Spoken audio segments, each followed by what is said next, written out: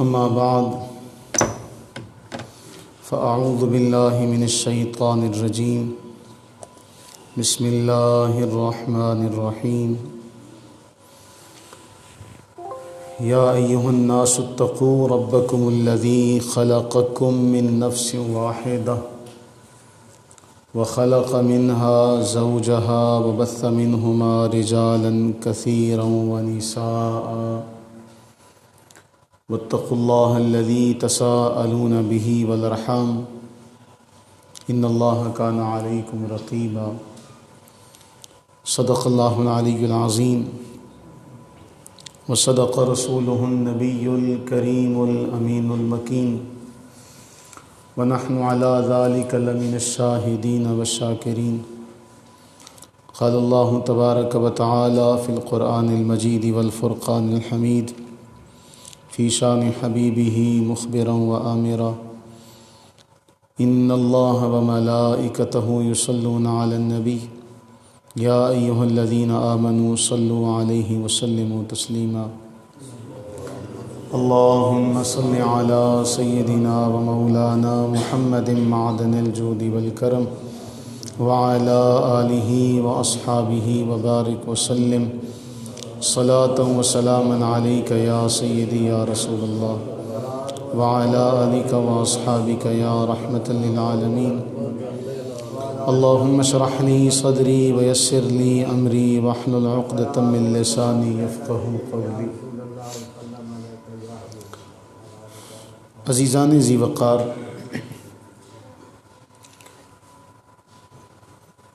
اگر ہم اسلامی تعلیمات کو دیکھیں، اس تعلیمات کی روح کو سمجھنے کی کوشش کریں، تو ہماری اپنی ذات میں پائی جانے والی بہت سی غلطیاں، خامیاں ہمیں نظر آنا شروع ہو جائیں گی. اور اگر ہم کولو کے بیل کی طرح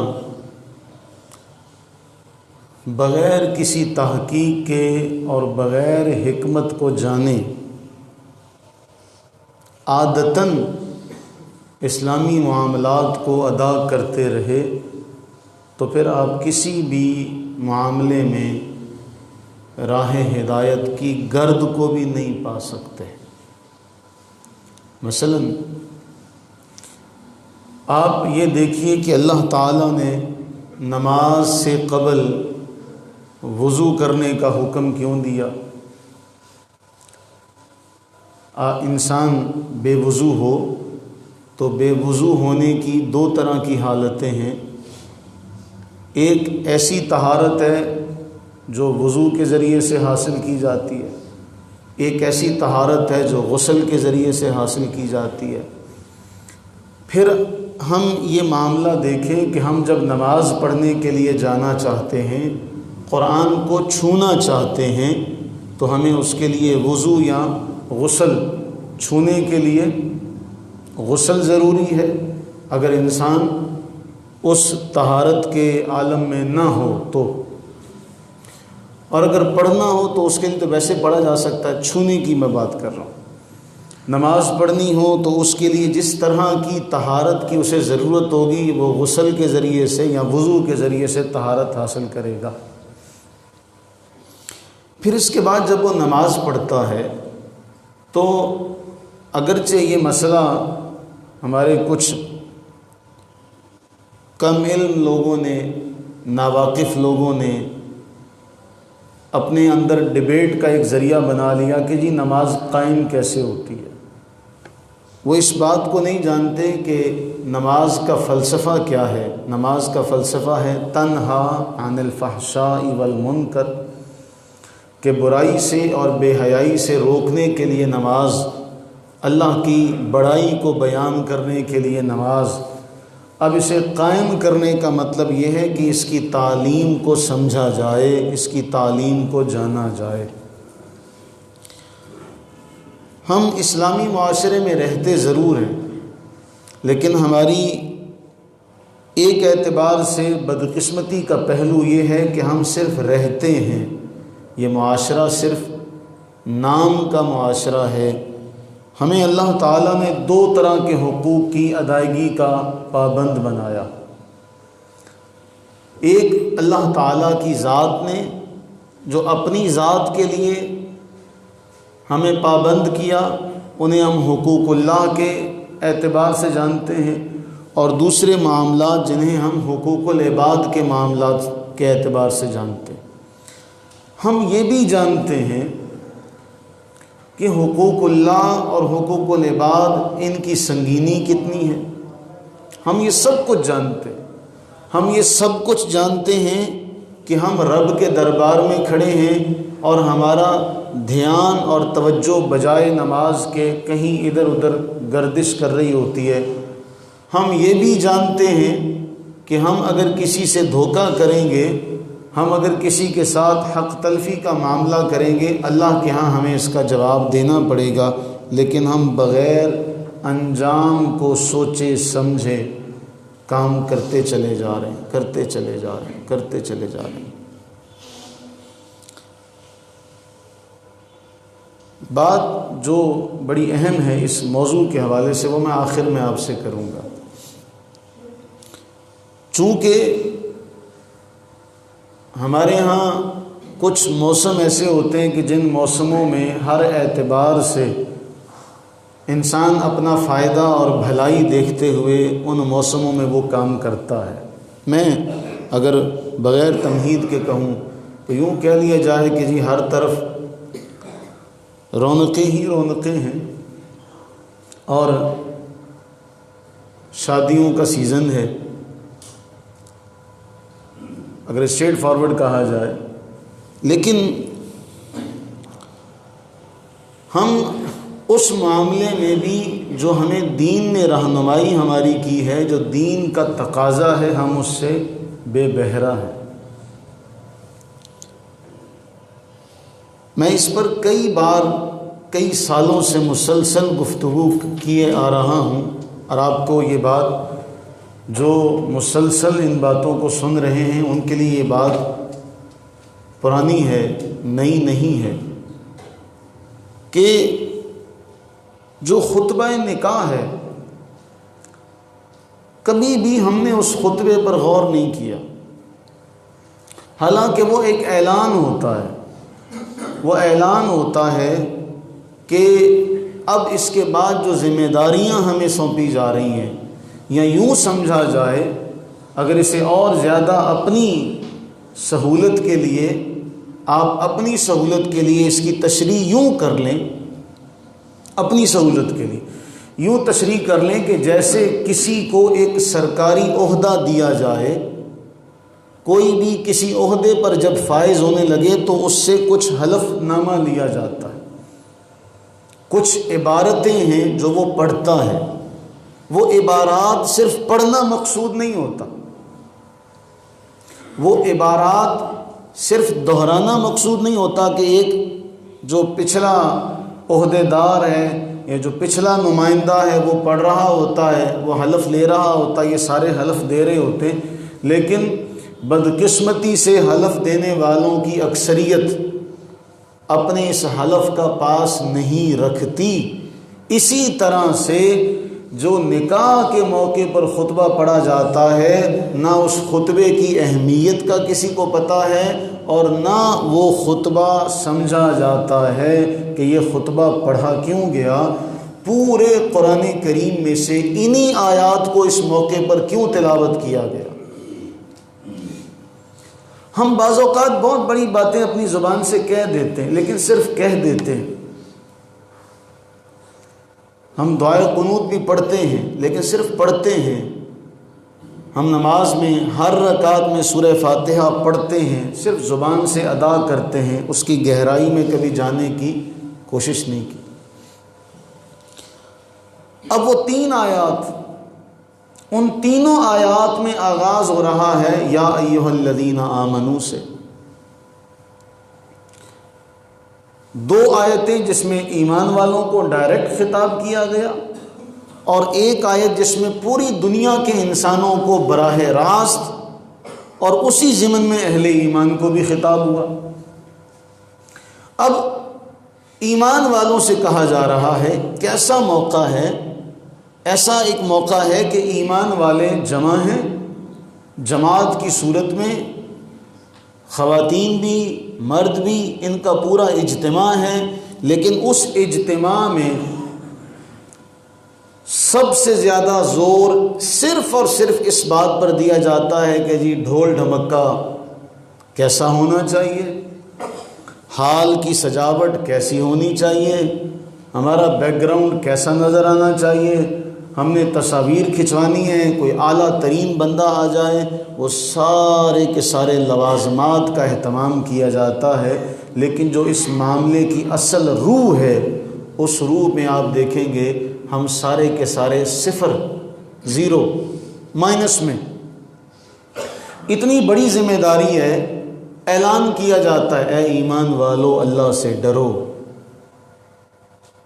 آگے جو ذمہ داری سونپی جا رہی ہے نا، آپ دیکھیں گے جس طرح ہم ایک سڑک پر جا رہے ہوتے ہیں کسی منزل کی طرف، تو آگے سائن بورڈ آ جاتا ہے بھی آگے ایک خطرناک موڑ ہے، گاڑی کی اسپیڈ آہستہ کر لیں۔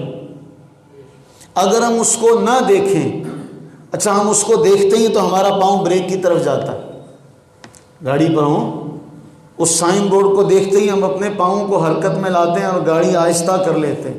ہمیں پتہ چلے کہ سامنے جمپ ہے تو ہم اپنی گاڑی کو آہستہ کر لیں گے۔ قرآن ہمارے بارے میں یہ بات بالکل بالکل بالکل ہمارے بارے میں سچی اور بالکل حق بات کہہ رہا ہے، یعلمون ظاہرا من الحیات الدنیا، تم دنیا کی ظاہری زندگی کے بارے میں بڑا جانتے ہو، اگر نہیں جانتے تو آخرت کے بارے میں نہیں جانتے۔ اچھا اللہ نے یہاں پر ایک جملہ ہمارے لیے ذکر کیا، یہ نہیں فرمایا یعلمون ظاہرا من الحیات الدنیا وہم عن الآخرۃ، آخرت کے بارے میں فرمایا یہ غافل ہیں، یہ نہیں فرمایا کہ جانتے نہیں ہیں۔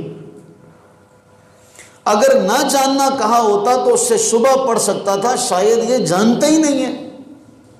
ایک بچے کو پتہ ہی نہیں ہے کہ اگلے معاملے میں کیا ہونے والا ہے تو وہ معذور سمجھا جائے گا، اس کا عذر مانا جائے گا، لیکن جب اسے کہا جائے کہ غافل نہ ہونا تو اس کا معنی یہ ہوتا ہے اسے بتایا سب کچھ گیا، اسے پڑھایا سب کچھ گیا، اسے سکھایا سب کچھ گیا، اب اس کے اوپر ذمہ داری ڈال کے کہا جا رہا ہے بھول مت جانا۔ جب استاذ الوداعی کلاس امتحانوں سے پہلے لیتا ہے تو استاذ اپنے بچوں سے کہتا ہے بچوں تمہیں میں نے پڑھا دیا، اب امتحان دینے جا رہے ہو تو وہاں بھولنا مت، ایسے ایسے کرنا، ایسے ایسے معاملات سر انجام دینا۔ یہ ساری نصیحتیں نکاح کے موقع پر بھی اس کو اسی طرح سمجھ لیں، ہمیں خطبہ نکاح میں بتایا جا رہا ہے یا ایھا الذین آمنو، تم سارے جو آ گئے ہو کیوں آئے ہو، پورا جو مجمع جمع ہوا ہے کیوں ہوا ہے، اس پورے مجمع کو مخاطب کر کے کہا جا رہا ہے اتقوا اللہ، اللہ سے ڈرو، حق تقاتہ، جو اس سے ڈرنے کا حق ہے، ولا تموتن الا وانتم مسلمون، اس حال میں مرنا کہ تم مسلمان ہو، اس حال میں مرنا، اس حال میں نہ مرنا کہ تم اسلام کی حالت سے باہر نکلے ہوئے ہو نا۔ دوسری آیت یا ایھا الناس، اے لوگو ڈرو، اس میں کسی کی تخصیص نہیں ہے، اس مجمع میں کوئی غیر مسلم بھی ہو سکتا، ان سب کو خطاب کیا جا رہا ہے یا ایھا الناس، اے لوگو ڈرو، ڈرو اس رب سے خلقکم من نفس واحدہ، ایک ذات سے ایک جان سے تمہیں پیدا کیا۔ بتایا یہ جا رہا ہے کوئی بڑا چھوٹا نہیں، سارے جمع ہیں نا، سارے جمع ہیں، اس میں بندے کو لگے جی میرے کپڑے اعلیٰ، خواتین کو لگے میرا زیور اعلیٰ، جانے والوں کو آنے والوں کو لگے کہ میری گاڑی بڑی اعلیٰ، میں گاڑی پر آیا ہوں، یہ موٹر سائیکل پر آیا ہے، یہ پیدل آیا ہے، میں اپنی لے کر آیا ہوں۔ یا ایھا الناس، اے لوگو ڈرو، اس رب سے ڈرو جس نے تمہیں نفس واحدہ سے پیدا کیا، اگر وہ لے کر آیا تو اس کا بھی باپ ایک ہے، اگر تمہیں اللہ نے 4 ٹائروں والی گاڑی دے دی، وہ پیدل ہے، تو اس کا بھی باپ وہی ہے جو تمہارا باپ ہے۔ ان اباکم واحد۔ کیوں؟ اس موقع پر یہ تعلیم اور یہ نصیحت کرنے کا مقصد کیا ہے؟ کیوں کہا جا رہا ہے ایک ہی باپ کی اولاد ہو سارے؟ کہیں دل میں خیال نہ آئے کہ میں برتر ہوں، میں اپنے سے کم تر کی لڑکی لے کر آ رہا ہوں۔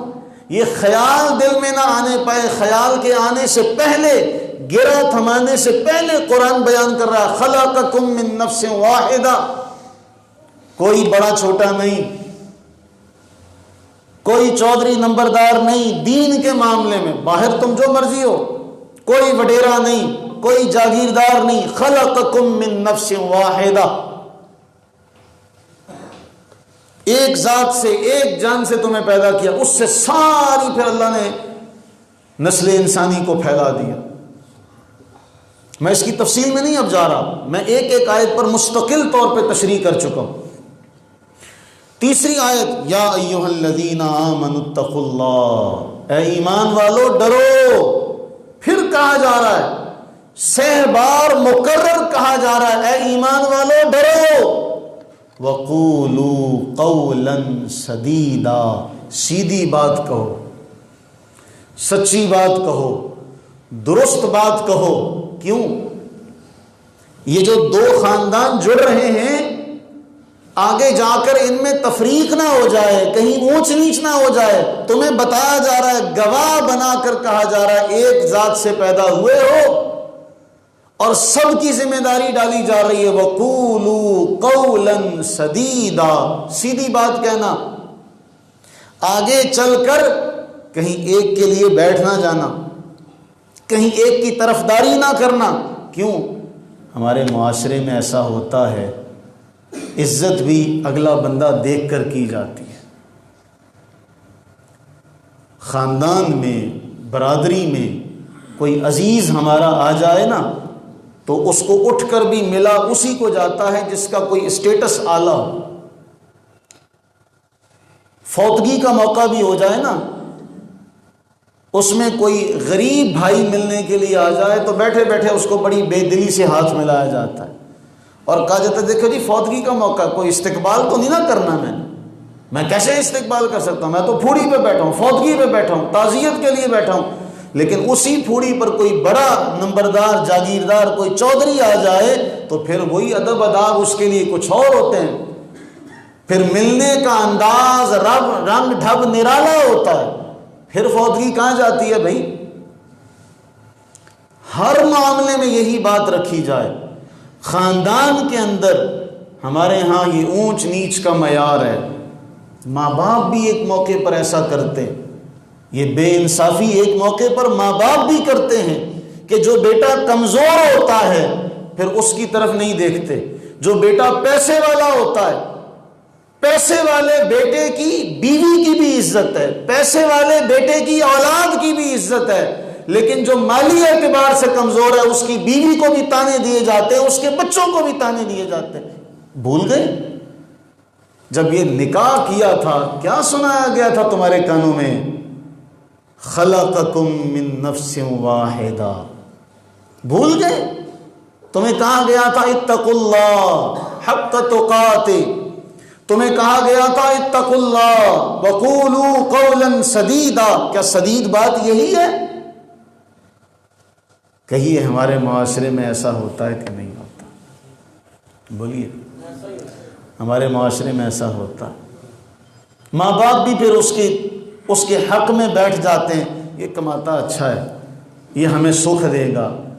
بھول گئے رسول اللہ صلی اللہ علیہ وسلم کے پاس جب ایک شخص آیا کہ یا رسول اللہ صلی اللہ علیہ وسلم یہ باغ ہے، آپ کو گواہ بنا کے اپنے فلاں بیٹے کو دینا چاہتا ہوں۔ پوچھا کتنے بیٹے؟ کہا 5 بیٹے۔ کہا سب کو دے رہے ہو؟ عرض کی نہیں، اسی کو دے رہا ہوں۔ فرمایا یا تو یہ باغ 5 میں تقسیم کرو یا 5 کو اس طرح کا باغ دو۔ انی لا اشہد علی جور، میں ظلم پر گواہ نہیں بنتا، میں ظلم پر گواہ نہیں بنتا۔ تمہیں کیا خبر ہے؟ اب ہم یہ کہہ دیتے جی یہ ہمیں کیا خبر ہے، بڑھاپے میں ہمارے کام جس پر ہم ساری زندگی نچھاور ہوتے رہے، بڑھاپے میں آ کے وہ ہمیں دھتکار دے، ہمیں 2 گھونٹ پانی بھی نہ دے، اور جسے ہم ککھوں سے بھی ہلکا سمجھتے تھے وہ ہمارے کام آ جائے؟ کیا خبر تمہیں کیا پتا کل کو تمہاری اولاد میں سے کوئی بھی تمہارے کام نہ آئے، کوئی غیر جس کا تم سے کوئی رشتہ نہ ہو وہ تمہارے سرانے کھڑا ہو، تمہیں کیا پتا؟ کیوں اللہ کا حق مارتے ہو؟ کیوں بندوں کا حق مارتے ہو؟ یہ آیات ہمیں یاد رہنی چاہیے، لیکن افسوس، صد افسوس، صد افسوس، صد افسوس، اس نکاح کے موقع پر، شادی کے موقع پر نہ ان آیات کو سمجھا جاتا ہے، نہ ان آیات کو سنا جاتا۔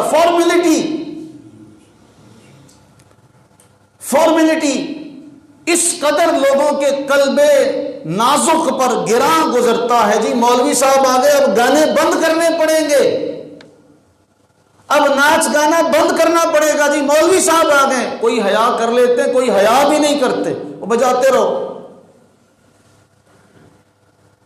بڑے بوڑھے جو کسی دور میں انگلی کا اشارہ کر دیتے تھے، مجال ہے کسی کی کوئی ہل بھی جاتا۔ ہم نے تو اپنے اساتذہ سے یہاں تک سنا ہوا ہے، جب ہم سنتے ہیں وہ دور کیسا تھا۔ قطب صاحب، مولانا قطب صاحب رحمہ اللہ، جھنگ کے عالم، ہمیں ہمارے استاد نظام الدین صاحب رحمہ اللہ نے یہ واقعہ ہمیں بتایا کہ جی قطب صاحب تھے، انڈیا جب پاکستان نہیں بنا تھا تو وہ مسلمانوں کی طرف سے جب میلہ مناظرہ ہوتا تھا ہندوؤں کے ساتھ، تو بڑی پھولوں والی، بڑے بڑے موٹے پایوں والی چارپائی پر ان کو بٹھایا جاتا تھا۔ مسلمانوں کی طرف سے وہ ہندوؤں سے مناظرہ کیا کرتے تھے۔ پاکستان بنا، جنگ آ گئے، ایسا ہوا کہ نمبردار، مجھے یاد نہیں، اللہ تعالیٰ معاف فرمائے، اس کے 5 یا 7 بیٹے تھے۔ اس نے اپنے بیٹے کی شادی پر رات کو ناچنے والے گانے والے بلا لیے۔ صبح کو جب وہ آیا تو قطب صاحب کہنے لگے، اوے نمبردارا، تو نے رات کو یہ کام کیا، کان پکڑ لے۔ جوتیوں والی جگہ پر نمبردار نے کان پکڑے ہوئے ہیں، اور اس کے بیٹے آ رہے ہیں، ابا جی نے کان پکڑے ہوئے ہیں، ابا جی نے کان، لیکن کسی کو کہنے کی جرت نہیں۔ کسی زمانے میں ایسا بھی ہوتا تھا۔ آج تو سگے بوڑھے باپ کو بٹھایا ہوتا ہے، وہ چپ کر کے بیٹھا ہوتا ہے، وہ ابا جی تسی نہیں بولنا، ابا تمہیں کیا پتا، تمہارے زمانے کی باتیں اور تھی، تمہیں کیا پتا، بیٹھے رہو آرام سے۔ ابے کو اعلیٰ کپڑا پہنا کے، پگ شگ پہنا کے، وہ بیچارہ اسٹیچو بن کے بیٹھا ہوتا ہے، بولنا کچھ نہیں ہے، بس انجوائے کرو۔ قرآن کہاں گیا؟ قرآن کی تعلیمات کہاں گئیں؟ یہ ساری باتیں کس کے لیے تھیں؟ کل قیامت کے دن بارگاہ رب العزت میں عدالت رب کی ہوگی، اور اس میں دعویٰ رسول اللہ کریں گے، یا ربی ان قومی، یہ میری قوم، اے میرے رب میری اس قوم نے قرآن چھوڑ دیا تھا، ان قوم اتخذوا هذا القرآن مہجورا، اے اللہ میں شکایت کرتا ہوں تیری بارگاہ میں، میری اس قوم نے قرآن چھوڑ دیا تھا۔ کہاں منہ لے کے جائیں گے؟ قرآن کو مذاق نہ بناؤ۔ ہم نے قرآن کو، دین کو، شاعر الہیہ کو، سب کو مذاق بنا لیا، سب کو تماشا بنا لیا، لہو و لعب بنا لیا۔ شادی کے موقع پر سارے لوازمات کا اہتمام ہے، اگر نہیں اہتمام تو اس خطبے کا اہتمام نہیں۔ یاد رکھنا، صرف آپ ہی نہیں، جتنے بھی لوگ سن رہے ہیں ان سب کو یہ بات کہہ رہا ہوں، یاد رکھیے گا، اگر لوگوں کے رویوں کی وجہ سے اہل حق علماء بیٹھ گئے تو دین کوئی نہیں سکھائے گا۔ میں اس کی ایک مثال دے دیتا ہوں۔ حضور قبلہ سید شہید الحسن شاہ صاحب زیدہ مجدو، علمی ایک نام ہے، محرم الحرام کے موقع پر اس مہینے میں ہم نے یہ دیکھا کہ شاہ صاحب قبلہ ٹائم جو لینے آئے اس سے معذرت کر لیتے ہیں۔ کیوں؟ یہ لوگ کچھ اور سننا چاہتے ہیں، مرچ مسالہ، رنگین باتیں، وہ ہم سے نہیں ہوتی۔ یہ محرومی لوگوں کی ہے، یہ محرومی لوگوں کی ہے کہ وہ اتنے بڑے عالم کی باتیں سننے سے محروم رہ گئے۔ کس کی بدقسمتی ہے؟ لوگوں کی۔ اب یہ معاملہ خطبہ نکاح، کتنی بڑی ہم پر ذمہ داری ڈالنے سے پہلے ہمیں قرآن کی آیات پڑھ کے، کچھ اور نہیں، کوئی ابے دادے کا فرمان نہیں، رب کا فرمان سنایا جا رہا ہے، اس کے بعد ہم سے قول و قرار کیا جاتا، اس کے بعد ہم سے ایجاب و قبول کیا جاتا، اور ہم وہاں وہ آیات سن کر بھی اگر ہم بعد میں آ کر ناانصافی کے راستے پر چلیں تو بتائیے پھر اللہ کو ہم کیا جواب دیں گے؟ کیا ہمارے پاس اللہ کو جواب دینے کے لیے کوئی عذر ہے؟ اگر ہے تو پھر بڑی بات ہے۔ پھر قرآن نے رسول اللہ علیہ الصلوۃ والتسلیم کو اللہ نے مخاطب کیا، فرمایا محبوب یہ بڑے بہادر ہیں، یہ بڑے بہادر ہیں، اگر یہ دوزخ کی آگ پر صبر کیے بیٹھے تو پھر ان سے بڑا تو بہادر ہی کوئی نہیں۔ اگر یہ سن کر بھی کہ جہنم میں جانا ہے، جہنمیوں والے کام ہیں، یہ بیٹھے ہوئے تو پھر یہ بڑے بہادر ہیں کہ جو جہنم کا سن کے بھی نہیں ان کے دل پسیجتے، یہ پھر بھی ناانصافی کے راستے سے پیچھے نہیں ہٹتے۔ وہ 3 آیات یاد رکھیں، ان کا ایک مقصد ہے، پورے قرآن سے فاتحہ سے لے کر والناس کی سین تک ان 3 آیات کو ہی کیوں مقرر کیا گیا کہ اس موقع پر یہی 3 آیات پڑھی جائیں؟ کیوں؟ جب ہم اس کی حکمت پر غور نہیں کریں گے تو پھر ہم تو کسی معاملے کی تہہ تک پہنچ ہی نہیں سکتے، پھر تو اللہ ہی حافظ ہے۔ اور المیہ پھر کیا ہوتا ہے؟ المیہ یہ ہوتا ہے کہ لڑکے والے پھر احسان جتلاتے ہیں، احسان جتلایا جاتا ہے وہی لڑکا جس کی مہندی پر خرچ کرنے میں کوئی حساب نہیں ہوا۔ 5-7 وہ جو ساتھ میں ہم جولیاں جو دوست تھے انہوں نے بھی کہا ہم بھی کاپی لے کے آئیں گے، تو بھی کاپی لے کے آنا، تو بھی کاپی لے کے آنا۔ وہ سارا اہتمام ہو رہا ہے، سب یار دوست بھی شامل ہیں، شادی کے موقع پر بارات کے لیے گاڑیاں سب نے علیحدہ علیحدہ۔ حق مہر کی جب بات آئے تو پھر نہیں دلہے کے کان میں کوئی کہتا ہوں مر جا کہیں جا کے، وہ جو ہزاروں خرچ کر کے آیا شیطان کو راضی کرنے کے لیے، اب رحمان کو راضی کرنے کی باری آئی تو اب مرتا کیوں ہے؟ پھر اس کے کان میں کوئی نہیں کہتا اب کیوں موت پڑ رہی ہے، اب کیوں مرے جا رہے ہو؟ 3000 بہت ہے جی، 5000 بہت ہے جی، 10 باقی کام ابے سے پوچھ کے کیے تھے۔ وہ جو بینڈ باجے والے باہر اپنے کچھ لگتے بلائے تھے، وہ جو رات کو ناچ گانا کیا تھا، وہ جو دوستوں کے ساتھ ہلا گلا کیا تھا، وہ ابے سے پوچھ کے کیا تھا۔ وہ جو گاڑی والے کو اتنے دیے وہ ابے سے پوچھ کے دیے تھے، اب ابے سے پوچھتے ہو ابا جی دے دوں؟ کوئی ہے ان میں کوئی تعلق، کوئی مناسبت ہے؟ وہاں ہزاروں لوٹا دیے، ہزاروں، یہاں چند 1000 روپے دیتے، وہ اتنوں۔ جس نے تمہیں اپنی جوان بیٹی پال پوس کر دے دی، اس کے کلیجے کا، اس کے دل کا بھی تو کوئی حال جانے کہ اس نے کس طرح سے اپنی بیٹی کے لیے سب سامان تیار کر کے، سامان بھی بیٹی بھی تمہیں سونپ دی۔ کوئی اپنی بے جان چیز نہیں کسی کو دیتا، جاندار جگر کا ٹکڑا وہ تمہاری جھولی میں ڈال دے اور عمر بھر کے لیے تمہارا نیچے لگ جائے تمہاری باتیں سننے کے لیے، کیوں؟ وہ بیٹی والا ہے، اس نے تمہیں بیٹی دی ہے، اب وہ تمہارے نیچے لگا ہوا ہے، اب وہ تمہاری باتیں سنے گا۔ کیوں وہ 3 آیتیں، کیوں ان 3 آیتوں کو بھول گئے؟ اس میں سب کے سب رگڑے جائیں گے، مجھ سمیت ہم سارے کے سارے، کسی کی جان نہیں چھوٹنی، سب کے سب اللہ کے ہاں جواب دے ہوں گے۔ خاندان میں جس کا جہاں پر زور چلتا ہے، جس کو جہاں محسوس ہوتا ہے کہ یہ میری بات مانی جائے گی، وہ وہاں اپنی بات پر کھڑا ہو کر کہے۔ وہ جو لاکھوں خرچ کر کے آئے ہو، جس کا کوئی ثواب نہیں، حساب دینا پڑے گا، یہاں جو مقرر کیا رب نے مقرر کیا ہے، جس میں رب نے برکتیں رکھی ہیں، اس کی دیتے ہوئے تمہاری جیب کیوں ہلکی پڑ جاتی ہے؟ کیوں جیب سے کچھ نکلتا نہیں ہے؟ اور پھر ہم نے اتنا ڈرایا ہوا ہے کہ وہ 5,000 بھی لڑکی رکھنے کی ہمت نہیں کر سکتی۔ کیا مسلمان معاشرہ نہیں ہے یہ؟ میں نے پہلے کہا تھا، جب میری بات سن کے آپ حیران، آپ کے چہرے پر تاثرات تھے، یہ صرف نام کا معاشرہ ہے، یہ صرف نام کا معاشرہ ہے۔ ہم صرف نام کے مسلمان ہیں۔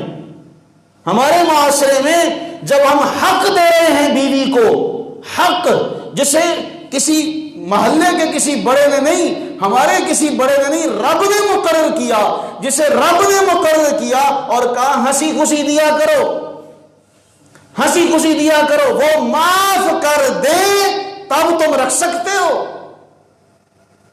فَإِن تِبْنَ لَكُمْ، اگر وہ معاف کریں، تمہاری تو حیثیت ہی اس معاملے میں کوئی نہیں، تم کون ہوتے ہو؟ لیکن ہم نے ڈرا اتنا دیا کہ وہ ہاتھ لگا کے واپس کر دیتے ہیں۔ وہ جی انہوں نے کہنا 5,000 کڑی بیچی ہے۔ شریعت کا مذاق تو ہم خود اڑا رہے ہیں۔ لگتا ہے ہم مسلمان معاشرے میں نہیں بیٹھے۔ صحیح بخاری کی، صحیح مسلم کی ایک روایت ہے، باقی کتب میں بھی یہ روایت موجود ہے، میں اس کا مختصراً آپ کو صرف ایک حوالہ دیتے ہوئے مفہوم عرض کروں گا۔ سیدنا عمر فاروق، سب کہہ دیجئے رضی اللہ تعالی عنہ۔ عمر فاروق رضی اللہ تعالیٰ عنہ بیان کرتے ہیں، ہم مکہ کے لوگ، ہمارے معاشرے میں عورتوں کو کسی بارے میں رائے دینے کا کوئی اختیار نہیں تھا۔ آج بھی ایسا ہی ہوتا ہے، یہ ان کے لیے بہت اہم ہے، ہم سب کے لیے بہت اہم ہے۔ عمر فاروق رضی اللہ عنہ فرماتے ہیں، ہمارے معاشرے میں کسی بھی معاملے میں ہم جو بات کر دیتے وہ حرف آخر ہوتی، بس وہی مانا جاتا، کسی بارے میں ہم عورتوں سے مشورہ نہیں لیتے تھے۔ کہتے ہیں جب ہم ہجرت کر کے آئے تو یہاں کا ماحول کچھ الگ تھا۔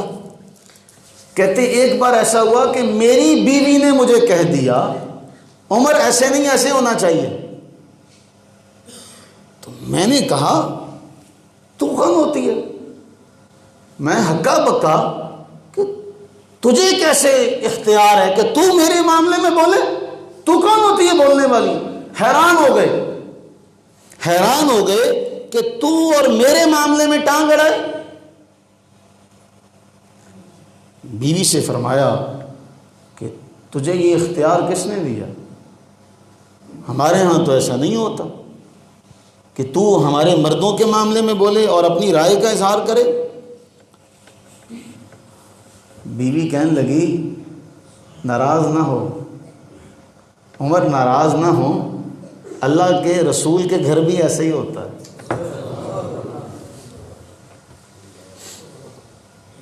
ناراض نہ ہو، رسول اللہ صلی اللہ علیہ وسلم کے گھر بھی ایسے ہی ہوتا ہے۔ حضرت عمر فرماتے ہیں میں بھاگا وہاں سے نکلا، میں مفہوم عرض کر رہا ہوں اس لیے سمجھانا مقصود ہے۔ حضرت عمر فرماتے ہیں میں اپنی بیٹی حفصہ کے پاس پہنچا، میری بیٹی تھی، میں نے حفصہ سے پوچھا میں نے سنا ہے تم رسول اللہ کو مشورہ دیتی ہو؟ کہا ہاں۔ کسی معاملے میں جواب بھی دے دیتی ہو؟ ہاں جواب بھی دے دیتے۔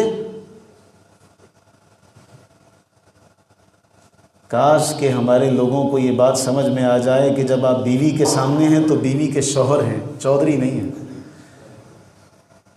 بیوی کے سامنے پھر آپ بیوی کے شوہر کی حیثیت سے، وہ آپ سے لڑ بھی سکتی ہے، آپ سے کہہ بھی سکتی ہے، لیکن ہمارے ہاں تو بیوی کہتی لو جی ظالم آ گیا، بچے بھی کہہ رہے ہوتے ہیں یہ جب بچے بڑے ہو جاتے ہیں ان کو ابے کا سارا پتہ تھا، آپ کے منہ پر نہیں کہیں گے، پیٹھ پیچھے کہیں گے، اور پھر مرنے کے بعد آپ کا کردار کبھی نہیں مرتا، یہ یاد رکھیے گا۔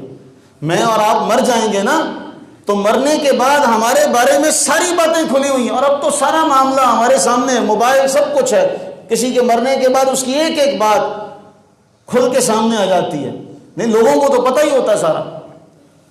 فرمایا کہ مشورہ بھی دیتی ہو، جواب بھی دیتی ہو۔ وہ کہنے لگی میں کیا، ساری بیویاں ایسا کرتی ہیں، رسول اللہ صلی اللہ علیہ وسلم کی ساری بیویاں ایسے کرتی ہیں۔ حضرت عمر کے ذہن میں یہ بات تھی کہ مکہ میں عورتیں ایسے نہیں کرتی۔ اور دوسری بات ذہن میں، ان کا اپنی جگہ پر ادب تھا، ادب کا ایک تقاضا تھا کہ بھئی تمہارا خامن اللہ کا رسول صلی اللہ علیہ وسلم۔ حضرت عمر نے فرمایا بیٹی تم شاید عائشہ کو دیکھ کر ایسا کرتی ہو، وہ تو ان کا مقام دیکھو، وہ تو صدیق اکبر کی بیٹی ہے، تم نے ایسے نہ کیا کرو۔ عائشہ کی بات اور ہے رضی اللہ تعالی عنہا، ام المومنین سیدہ اما عائشہ صدیقہ کس قدر شان کی مالک ہے، فرمایا ان کی بات اور ہے، ایسا نہ کیا کرو، کہیں ایسا نہ ہو کہ رسول اللہ علیہ السلام تم سے ناراض ہو جائیں۔ پھر آپ اما عائشہ کے پاس چلے گئے، اما عائشہ کہتی ہیں ایسا ہی ہوتا ہے۔ پھر یہاں سے ام سلمہ رضی اللہ عنہ کے پاس چلے گئے۔ ام سلمہ رضی اللہ عنہ کے پاس جب گئے نا تو ام سلمہ آگے سے بڑا سخت رویہ، اور حضرت عمر سے فرمانے لگی اے عمر اب تم ہمارے میاں بیوی کے معاملات میں بھی بولو گے؟ وہ جملہ جو ہے نا حدیث کا، وہ جملہ بہت کمال کا ہے، عجبا لک یا ابن الخطاب، عجیب معاملہ ہے آپ کا، اب آپ ہمارے معاملے میں بھی بولیں گے؟ حضرت عمر فاروق رضی اللہ تعالیٰ عنہ چلے گئے۔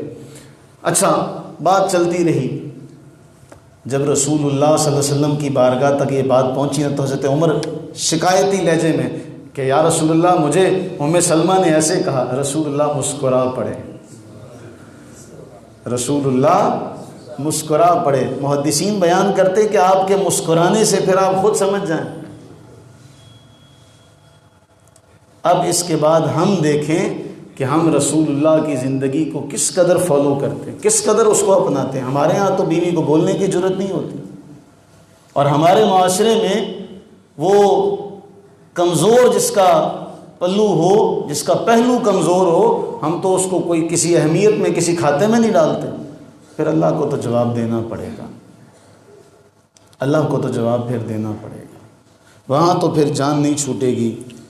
یہ ساری کی ساری باتیں وہاں پھر ہمیں ان کا حساب بھی دینا پڑے گا۔ کسی زمانے میں ایک کتاب کا آپ سے ذکر کرتا چلوں، آپ حیران ہو جائیں گے اس کتاب کے حوالے سے سن کے، کہ ایک عالم دین ہیں، ان کی ایک کتاب اس حوالے سے آئی ہے، اور اس کے بارے میں جو ذکر کیا گیا وہ یہ ہے 8000 محدثات عورتوں کا تذکرہ انہوں نے اکٹھا کیا۔ کتنی؟ 8000 محدثات، وہ عورتیں جو حدیث کا علم رکھتی تھی، 8000، اور 40 جلدوں میں یہ کتاب ہے۔ کتنی جلدوں میں؟ 40 جلدوں میں۔ کسی زمانے میں ان کا معیار ایسا تھا۔ اچھا حضرت عمر رضی اللہ عنہ جو اپنے زمانے میں ایسے تھے کہ جی ہمارے معاشرے میں تو کوئی عورت بولتی نہیں ہے، اور پھر جب بارگاہ رسالت کا یہ معاملہ دیکھ لیا تو آپ جانتے ہیں ایک موقع پر حضرت عمر نے ایک حکم دیا۔ جب ایک حکم دیا تو ایک خاتون کھڑی ہو گئی بوڑھی، وہ کہنے لگی عمر جس کو اللہ نے مقرر نہیں کیا تو کون ہوتا مقرر کرنے والا؟ عمر فرماتے ہیں یہ بڑھیا سچ کہتی ہے، یہ بڑھیا سچ کہتی ہے، واقعی میں اس کو مقرر نہیں کر سکتا جس کو اللہ نے مقرر نہیں کیا۔ ایک معاملہ وہ تھا جب بارگاہ رسالت میں آئے اور یہاں سے پھر تربیت ہوئی، تو کیسی تربیت ہوئی کہ خلیفہ بن جاتے ہیں، مسلمانوں کی امیر بن جاتے ہیں. ایک بوڑھی عورت کھڑی ہو کے کہتی ہے نہیں عمر ایسا نہیں ہے، کہتے ہیں یہ صحیح کہتی ہے. دین کو سمجھو تو صحیح، کوئی دینی حوالے سے دینی معاملات کو سمجھے تو صحیح، تو پھر آپ کو پتہ چلے. امام مالک رحمہ اللہ کے حوالے سے ہمارے ائمہ لکھتے ہیں کہ امام مالک امام دار الہجرہ ان کی بیٹی، ان کی صاحبزادی حدیث کی اتنی ماہر تھی کہ اپنی والد کی درسگاہ میں بیٹھی ہوتی پردے کی پچھلی جانب، اور شاگرد حدیثیں پڑھ رہے ہوتے، اور جب امام مالک کی نظر سے کہیں چوک جاتا تو پھر کیا کرتی، پردے کے پیچھے سے تپائی پہ ہاتھ مار کے بتاتی غلطی ہو گئی ہے، غلطی ہو گئی ہے. آج تو قرآن پڑھنے والا بھی کوئی نہیں.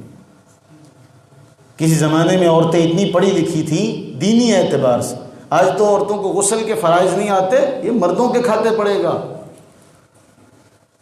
یہ ہم مردوں کے پلے پڑے گا. کیوں نہیں آتے؟ ذمہ داری تھی ساری. امام شافعی رحمہ اللہ ان کی والدہ ایک مقدمے میں بطور گواہ پیش ہوئی. اب قرآن سے استدلال دیکھیے، آپ نے کبھی یہ نہیں سنا ہوگا. دو عورتیں گواہ کے طور پہ پیش ہوئیں تو قاضی کہنے لگا تم دونوں الگ الگ ہو جاؤ تاکہ میں تم دونوں سے الگ الگ گواہی لے سکوں. امام شافعی رحمہ اللہ کی والدہ کہتی ہیں قاضی صاحب قرآن کی روح سے آپ ایسا نہیں کر سکتے.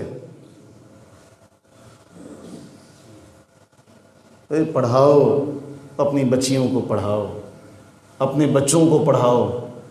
ہمارے نہ بیٹوں کو دین کا پتہ ہے نہ ہماری بیٹیوں کو پتہ ہے. بس شادی کر کے تھما دی، اسے کھلونا لا کے دے دیا اسے. یہی ماحول ہم نے بنایا ہوا ہے.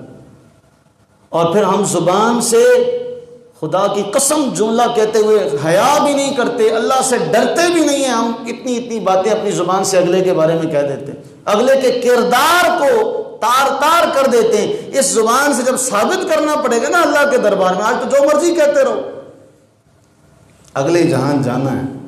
آج تم بیوی پر بھی عیب لگا دیتے ہو، بچوں پر بھی لگا دیتے ہو. جس پہ تم عیب کا الزام لگا رہے ہو اسے ثابت کرو گے تب پتہ چلے گا.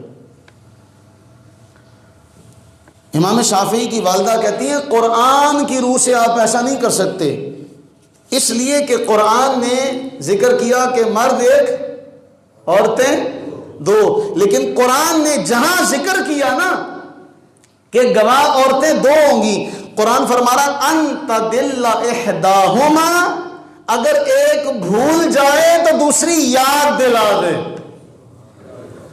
کہا قاضی صاحب ساتھ ہوگی تو یاد دلائے گی نا. ان تدل احداہما، اگر ایک بھول جائے تو دوسری احداہما الاخری، دوسری اس کو یاد دلا دے. اس لیے آپ ان کو علیحدہ کر کے گواہی نہیں لے سکتے، حکم قرآن ہے.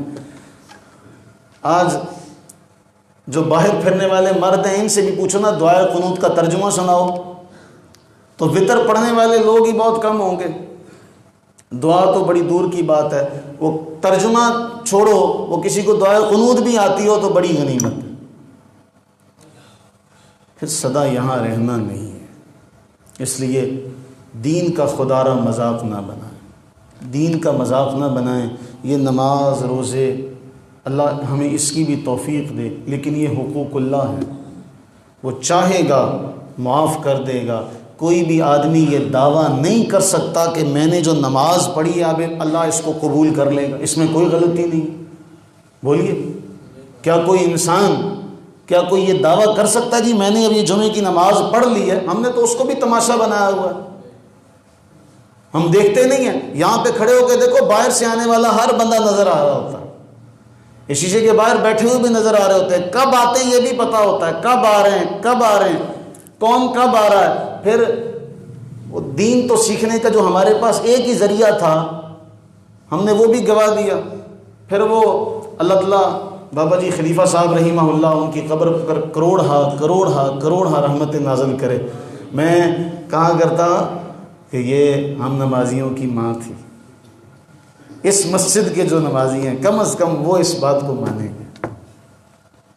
جامع مسجد فرزند علی کے جو نمازی ہیں وہ اس بات کو مانیں گے کہ ہم نمازیوں کی وہ ماں تھی، اور وہ اکثر کبھی دعا کریں اللہ ان کے جیسا بڑھاپا دے، نہیں تو بڑھاپے میں جا کے نا بندہ ایک دوسرے کو غسیلی نگاہوں سے ہی دیکھتا ہے، ان جیسا اخلاق۔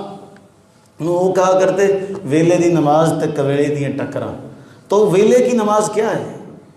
ویلے کی نماز یہ ہے کہ اس کا مقصد جانا جائے کہ اس نماز کا مقصد کیا، اگر 2 فرض ہی پڑھنے مقصود ہوتے وہ تو آپ کہیں بھی پڑھ سکتے، اگر کچھ سننا مقصود ہے، سمجھنا مقصود ہے تو تھوڑا وقت سے پہلے نکلو، لیکن اگر کچھ سننا سمجھنا مقصود نہیں ہے تو پھر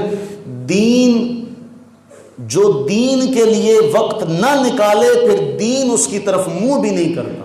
دین کو ایسے لوگوں کی ضرورت نہیں ہے جو دین سے بیزار ہو کے کہیں یا اللہ پر احسان کرنے کے لیے آتے ہوں یا اپنے آپ کو اپنے سر سے بوجھ اتارنے کے لیے آتے ہوں، پھر دین بھی انہی کی طرف متوجہ ہوتا ہے، اللہ کی رحمت بھی ان کی طرف متوجہ ہوتی ہے جو تھوڑا سا بھوک کا اظہار کرے، ورنہ یہاں تو جب تک اولاد روئے نا ماں بھی اس کو گلے نہیں لگاتی۔ تو جب تک آپ اللہ کی رحمت کے بھوکے نہیں ہوں گے، اللہ کی رحمت کے طلبگار نہیں ہوں گے تو رحمت آپ کو گھر سے آ کے نہیں لے کے آئے گی۔ ہم نے مذاق بنا لیا۔ دعا کریں اللہ تعالی ہم پر اپنی رحمتیں نازل فرمائے اور ہم گناہ گاروں کو معاف فرمائے۔ ہم اور کچھ نہیں، ہمارے پاس کوئی عذر نہیں ہے، نہ ہم اس کی صفائی دے سکتے ہیں کہ مولا ہم یہ کام کر رہے تھے، ہم وہ کام کر رہے تھے۔ پتہ ہے حضرت عمر فاروق رضی اللہ تعالیٰ عنہ خطبہ دے رہے تھے، ایک صحابی آئے خطبے کے دوران، نام لے کے میں وہ اتنی دیر سے آتے ہو؟ کہا جی میں وہاں گیا ہوا تھا باہر تو وہاں سے جلدی آیا ہوں۔ فرمایا ایک تو دیر سے آئے اور دوسرا نہا کر بھی نہیں آئے، ایک تو دیر سے آئے اور نہا کر بھی نہیں آئے۔ تو ہم کس قدر غفلت کا شکار ہیں، ہم کوئی عذر نہیں پیش کر سکتے، اللہ کے دربار میں کیا عذر پیش کریں؟ ہم گناہ گار ہیں، مالکہ ہم پہ کرم کر دے، ہم پہ مہر کر دے، بس ہمیں توفیق عطا کر دے۔ تیری توفیق کے بغیر یہ ممکن نہیں، تیری توفیق کے بغیر یہ ممکن ہے ہی نہیں کہ ہم تیری تعریف کر سکیں، تیرے گھر میں حاضر ہو سکیں۔ بس یا رب العالمین ہم پر اپنی رحمتیں برکتیں اتنی نازل فرما کہ ہم جہاں بھی ہوں تیرے ساتھ ہماری لو لگی ہوئی ہو، یہ نہ ہو کہ ہم کہیں جائیں اور دور ہو جائیں تجھ سے۔ نہیں مالکہ ہمارا وہ قلعہ مضبوط کر دے۔ حدیث میں آیا نا کہ جیسے ہی بندہ نکلنے لگتا ہے تو ایمان اسے کھینچتا ہے۔ دعا کریں ہماری رسی بھی چھوٹی سی ہو، ہماری رسی بھی چھوٹی سی ہو، ہمارا قلعہ بھی مضبوط ہو، ہم قلعے سے 2 قدم بھی نہ ہل سکے۔ ہم لمبی رسی بھی نہیں مانگتے، اے باری تعالیٰ ہماری رسی بھی لمبی نہ کر، بس ہمیں لمحہ بلمحہ ایمان کے قریب کرنا، اپنے اور اپنے محبوب کے قریب رکھنا۔ آمین ثم آمین۔ وما علینا الا البلاغ المبین۔